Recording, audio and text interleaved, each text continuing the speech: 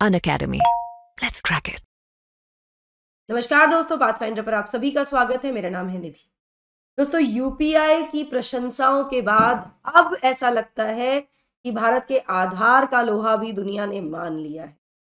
हाल ही में जापान के father of internet ने आधार के संबंध में कहा कि भारत के आधार ने जापान को टेक्निकल कर्व या टेक्नोलॉजिकल कर्व में काफी पीछे धकेल दिया है।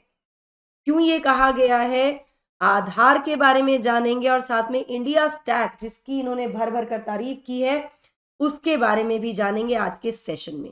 पहले न्यूज देख लेते हैं। तो एक टॉप जापानीज टेक्नोक्रेट जिनको जापान में फादर ऑफ इंटरनेट के नाम भी कहा जाता है, के नाम से भी जाने जाते हैं, इन्होंने भारत के आधार और इंडिया स्टैक की बेहद तारीफ की है और यहां तक भी कह दिया है कि इनके चलते भारत एक ड्रास्टिक टेक्नोलॉजिकल एडवांसमेंट के रास्ते पर है।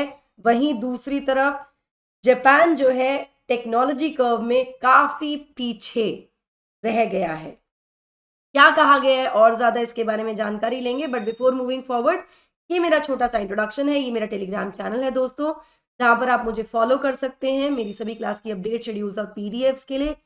अनअकैडमी ऑफलाइन सेंटर में अगर आप एडमिशन लेना चाहते हैं, सब्सक्रिप्शन लेना चाहते हैं, तो आपको यूज करना होगा मेरा कोड NDLive10।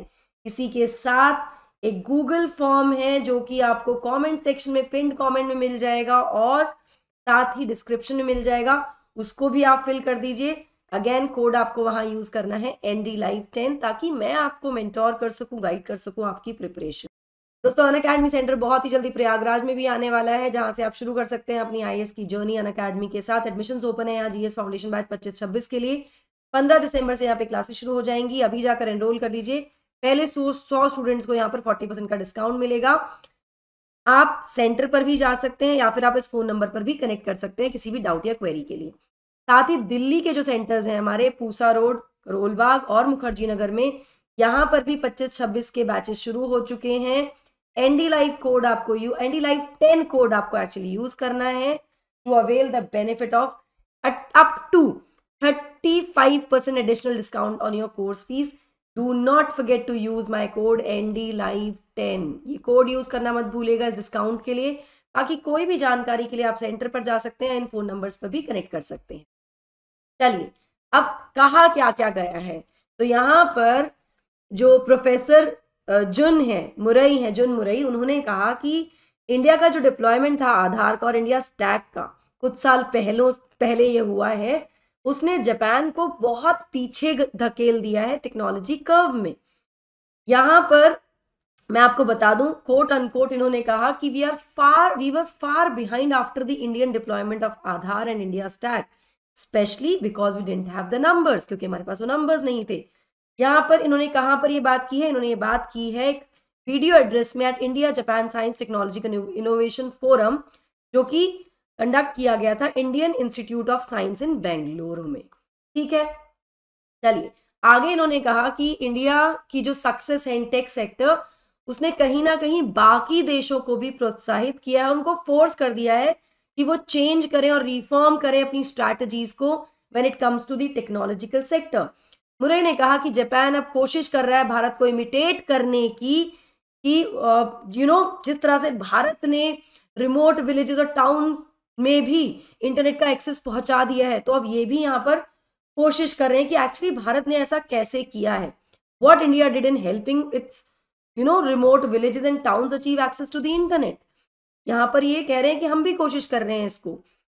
आगे इन्होंने कहा कि we are doing what India has done much ahead of time, quote and quote में, कि हम वो कर रहे हैं जो भारत पहले ही कर चुका है, समय से पहले भारत ने कर लिया था। जिस तरह से उन्होंने in terms of facilitating small towns and villages with internet access, जिस तरह से इंटरनेट की जो अवेलेबिलिटी है हमने शहरों तक और छोटे छोटे गांवों तक पहुंचाई है, इसको लेकर वो कोशिश कर रहे हैं, प्रयास कर रहे हैं जापान में भी। नाउ इंडिया स्टैक क्या है, इंडिया स्टैक समझ लेते हैं। तो इंडिया स्टैक एक सेट ऑफ APIs है, APIs एप्लीकेशन प्रोग्रामिंग इंटरफेस, जो कि अलाउ करता है सरकार को, बिजनेस हाउसेस को, स्टार्टअप्स को या डेवलपर्स को कि वो यूटिलाइज करें एक यूनिक डिजिटल इंफ्रास्ट्रक्चर जो कि सॉल्व करेगा भारत की जो हार्ड प्रॉब्लम है towards presenceless paperless and cashless service delivery, जो कि हम देखते भी हैं। इंडिया स्टैक जो है गवर्नमेंट लेड इनिशिएटिव है जो कि फोकस करता है एक ऐसे डिजिटल इंफ्रास्ट्रक्चर को बिल्ड करने की जो कि इनेबल करेगा अलग अलग तरह की डिजिटल सर्विसेज को अक्रॉस डिफरेंट सेक्टर्स। कौन कौन से की कंपोनेंट्स हैं इंडिया स्टैक के? तो सबसे पहला महत्वपूर्ण कंपोनेंट आधार है, unique biometric based identification system, ठीक है। इसके अलावा Aadhaar pay, unified payment interface, UPI instant payments के लिए, digital locker for secure storage of DigiLocker, हमने सुना ही इसके बारे में। तो ये सारी चीजें हैं। इसके अलावा भारत क्यूआर हो गया, आईएमपीएस हो गया, ई केवाईसी हो गया, ये सभी की कंपोनेंट्स हैं इंडिया स्टैक के, ये इंडिया स्टैक में ही आते हैं। अब अगर हम इंटरनेट की रीच की बात करें तो इस संबंध में प्रोफेसर मुरई ने कहा कि ये जो इंटरनेट है या ब्रॉडबैंड अडॉप्शन है, ये कहीं ना कहीं कोविड-19 के जो 3 साल रहे उसमें बहुत तेजी से एक्सेलरेट हुआ और इस ड्यूरेशन में, इस समय पर एक लाइटनिंग ग्रोथ देखी गई है टेक अडॉप्शन में अक्रॉस दी ग्लोब। इन्होंने जापान के बारे में भी यहाँ बात की। यहाँ पर आगे इन्होंने कुछ आंकड़े भी दिए जहां पर इन्होंने कहा कि जहां साल 2000 में केवल 6% दुनिया की जनसंख्या थी जिसके पास एक्सेस था इंटरनेट का, अगर हम आज की बात करें, जितनी तेजी से इंटरनेट का एक्सेस बढ़ा है, इंटरनेट पहुंचा है घर घर तक, आज के समय में 70% से ज्यादा जो दुनिया की पॉपुलेशन है उसको इंटरनेट का एक्सेस है। 70% पॉपुलेशन दुनिया की जो है हैज इंटरनेट एक्सेस। अब आगे अगर हम समझे इंटरनेट को, तो इंटरनेट फिलहाल क्या हो गया? इंटरनेट एक एसेंशियल चीज हो गई है, एक मतलब एक तरह से हम कह सकते हैं कि बेसिक इसमें रिक्वायरमेंट में है। जहां एक समय पर एनर्जी जो है वो एक क्रिटिकल इंफ्रास्ट्रक्चर हुआ करती थी अर्लियर, आज के समय में इंटरनेट और digital technologies are on par, मतलब ये बराबरी पर आ गई हैं पावर और बाकी एलिमेंट्स के, मतलब जो बाकी नेसेसिटीज हुआ करती थी अब वैसे ही इंटरनेट और डिजिटल टेक्नोलॉजीज हो गई हैं। ऑलराइट, आज के समय में ऑलमोस्ट हर एक व्यक्ति इक्विप्ड है एक सुपर कंप्यूटर से, जिसको हम स्मार्टफोन बोलते हैं, और वो कनेक्टेड है to a huge amount of computing power. हम सबके पास आजकल स्मार्टफोन्स हैं, तो आज की दुनिया में सभी इक्विप्ड है एक तरह से एक सुपर कंप्यूटर, जो पहले बहुत लिमिटेड होता था। यहाँ पर जो मुरे के कमेंट हैं, उन्होंने कहीं ना कहीं ये एक इंडिकेशन भी दिया है कि कितना क्रूशल है सभी देशों के लिए कि वो प्रायोरिटाइज करें internet access as a basic necessity, जो कि मैंने अभी आपको बोला भी कि बेसिक नेसेसिटी बन गया है।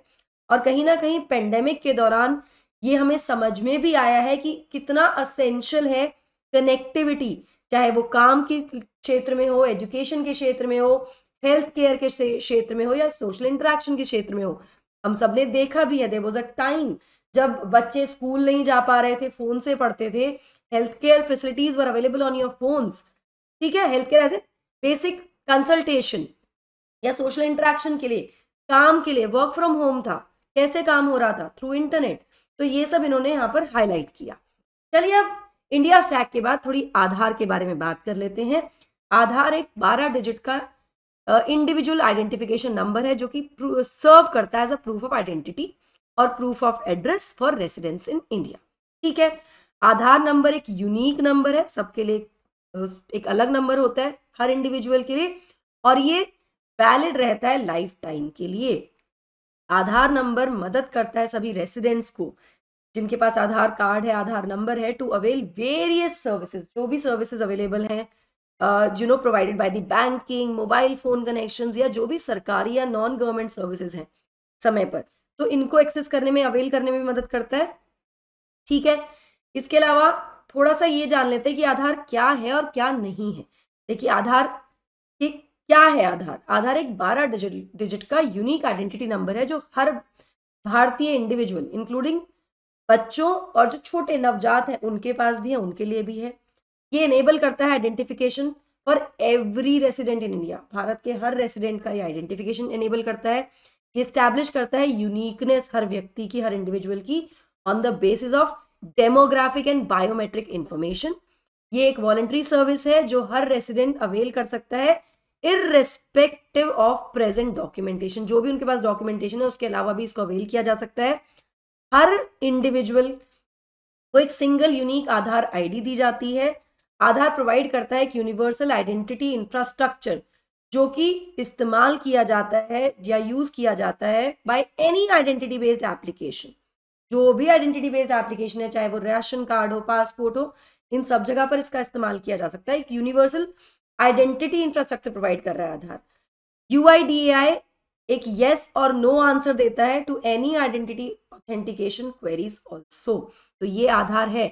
आधार क्या नहीं है, कुछ कंफ्यूजन्स भी होते हैं ना, तो ये भी क्लियर कर लेते हैं। आधार सिर्फ एक कार्ड नहीं है। आधार सिर्फ एक ऐसा कार्ड नहीं है, ऐसा नंबर नहीं है जो पूरी फैमिली के लिए इनफ होगा, नहीं। हर व्यक्ति का अपना होना चाहिए।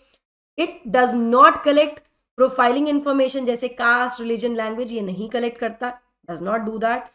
ये सभी के लिए मैंडेटरी नहीं है जिनके पास आइडेंटिफिकेशन डॉक्यूमेंट्स है। Aadhaar is not mandatory for every Indian resident who has identification documents. मतलब ये वॉलंटरी है ना, आप ले सकते हो, इसका इस्तेमाल किया जाता है, but it is not mandatory. ठीक है। Individual can obtain multiple Aadhaar ID numbers? No, ऐसा नहीं हो सकता। क्या इंडिविजुअल की आधार रिप्लेस हो सकती है टू ऑल, या मतलब जो आपके पास बाकी आईडीज हैं, आपका वोटर आईडी या पासपोर्ट या बाकी आईडीज क्या है, क्या आधार उसको रिप्लेस करता है? बिल्कुल नहीं करता। UIDAI इंफॉर्मेशन सभी के लिए एक्सेसिबल है क्या to public and private agencies? नहीं, ऐसा भी नहीं है। तो आधार के बारे में कुछ भी कंफ्यूजन नहीं होने चाहिए दोस्तों। आई होप आपको ये क्लियर हुआ होगा। That is it from my side. I hope you like the session. Do not forget to like, share and subscribe to the channel and also hit the bell icon so that you get notifications about our latest updates. Thank you so much. God bless. Take care. Bye-bye.